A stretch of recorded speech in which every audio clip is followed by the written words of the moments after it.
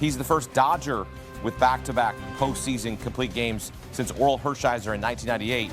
First player in the postseason since Curt Schilling to go back-to-back complete games in the postseason since 2001. So something we have not seen in some 24 years.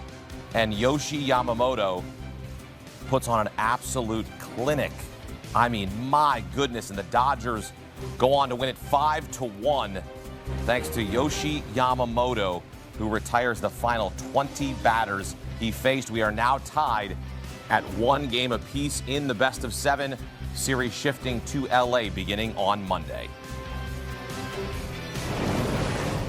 That was incredible, Lewis. And I asked you after game 1, I said, look, if Dave Roberts can just have Yoshi Yamamoto go out there and throw a complete game, and I was sitting here thinking, he's not really going to do it. He actually did it. It was a masterclass. What did you see? It was a legit masterclass by Yoshi Yamamoto, man.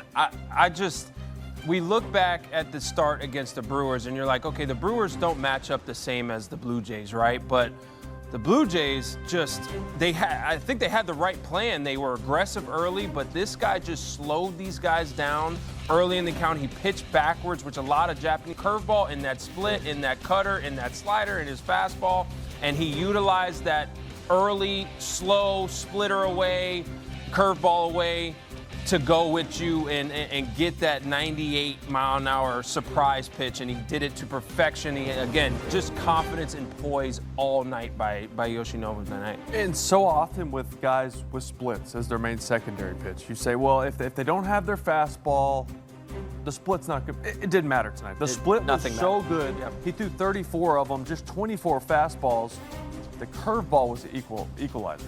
I mean, you're looking at 76, 77 miles an hour, and then 98 on the four-seamer. Threw on 69. He was using the off-speed to set up his fastball late in counts. Like you said, pitching backwards, making that 98 play like 101. Nonsense out of throwing balls. He started throwing strikes and used the Blue Jays' strength against them. You want to make contact? Make contact with this one, and then how about this one? And I have another one. And there was no solid contact after the first inning, except for Kirk's line drive in the last inning. So he was special. He's getting paid $300 million. Yep, $325. He came over here because he was one of the best in the world, and he's continuing to prove that. He was absolutely amazing. I mean, just an absolute gem. When you go complete game in this day and age of baseball, I can't say how special this is. I mean, this is special when you are able to go and watch a guy do what he just did. And Will, we talked before the game about he had never faced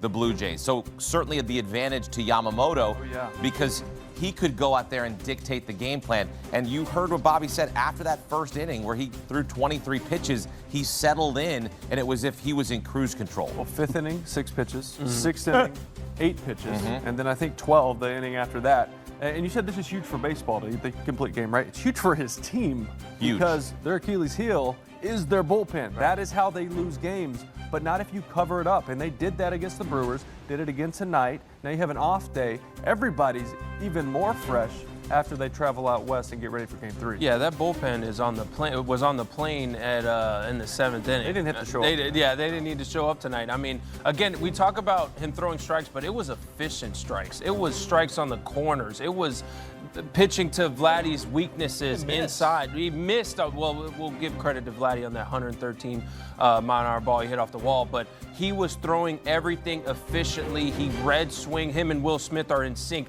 and that's another thing. Him and Will Smith, and you could see it after the game, him and Will Smith are just right here together. They are locked in together. He didn't shake once. No, you trust your catcher. Yeah, you trust your catcher in that instant. Will Smith is one of the best in the game at calling a game and reading swings and knowing what's working for his pitcher. And tonight, everything was working for his pitcher. And it was Will Smith who gave him the lead right in that 7th inning, and it was on a 3-2 count. And we're sitting there watching, and Kevin Gossman throws Will Smith 6 straight fastballs, and we're sitting there go, what are you doing? He's going to... Fastball was a rocket into the stands. And that was his first home run of this postseason, and you talk about that needing to happen because then a couple batters later, Max Muncy homers on a fastball, his 4th career homer against Gausman. We talked about how Max Muncy had faced Gausman in his career. Katie Barton. Well, in pregame, we talked about Gausman threw more splits than any starter in baseball, 43%. He was 29% today. He was 49% fastballs. He was so fastball heavy, but he talk about reading swings. He's like, they're not catching up to my 94 because they're looking for the split, as they should. As they should. But any good split finger pitcher will tell you, I want them to hunt my splitter because rarely is it a good pitch to hit. Well, usually they're not catching up on a fastball yet. Right. Yet. Throw them enough. They'll Especially, six in a row. especially this lineup. In game 1, they struck out 4 times. Here in game 2, they strike out 8 times, all from Yamamoto in the complete game as we go full circle. Look, this is something that we haven't seen in some 24 years. Curt Schilling, the last to throw complete games in back-to-back postseason starts. Orel Hershiser was the last Dodger to do it in 1998 to go back-to-back postseason complete games.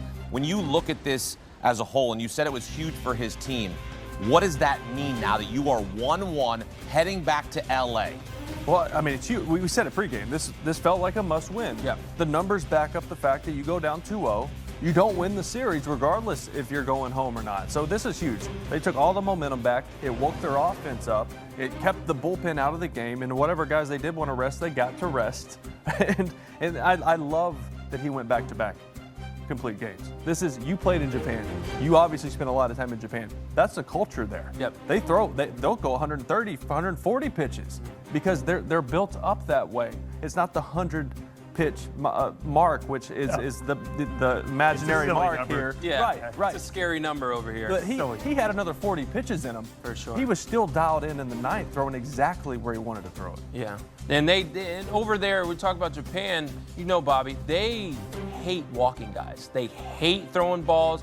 They take pride in having control of every single pitch in their arsenal. Guys have every guy, it seemed like, had 7 pitches, and he has 6, 7 pitches tonight. He takes pride in making sure that he has control of all those pitches, throwing them where he wants to, and making sure that you're not walking anybody. Both guys didn't have any walks tonight, but Yamamoto was lit tonight. That one crazy other thought of Japanese pitching, they always have one pitch that they'll throw on 3 and 2. Because that's the pitch of reckoning. Something has to happen. It's 3 and 2. And Yamamoto broke out that slow curveball 3 times. Oh, what are we going to do with this? And froze guys. Nothing. Well, the command of that pitch. Unbelievable. It breaks 6 3-2. inches more than the average curveball in Major League. I mean, you could see it, 76, 77, starting way above the zone, finishing below. How do you time that up when you have to be ready for 98? It's just filthy. Well, it was a reckoning because the Dodgers did not want to go down 0-2. Now they head home tied at 1 game apiece, thanks to Yoshi Yamamoto, who was masterful. More than just 11 pitches per inning when you break it down. He finishes with 105. A complete game, 4 hits, 1 run, no walks, 8 strikeouts. As you take a look at the complete games in World Series history since 2000, the last coming courtesy of Johnny Cueto with the Reds. Yoshi Yamamoto putting on a clinic in Game 2 of the World Series to even it up at 1 game apiece.